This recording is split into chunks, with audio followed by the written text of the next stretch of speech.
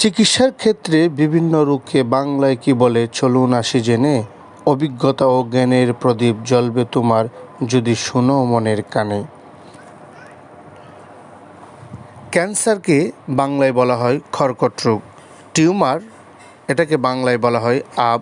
Cholera এটাকে বাংলায় বলা হয় ওলা ওঠা রোগ। হার্নিয়া এটাকে বাংলায় বলা হয় অন্ত্রবৃদ্ধি। স্ট্রোক এটাকে বাংলায় বলা হয় সন্ন্যাস রোগ। ডায়াবেটিস এটাকে বাংলায় বলা হয় মধুমেহ। চিকিৎসার ক্ষেত্রে বিভিন্ন রোগকে বাংলায় কি বলে চলুন আসি জেনে। অভিজ্ঞতা ও জ্ঞানের প্রদীপ জ্বলবে তোমার যদি শোনো মনের কানে। ক্যান্সারকে বাংলায় বলা হয় কর্কট রোগ। টিউমার এটাকে বাংলায় বলা হয় আব।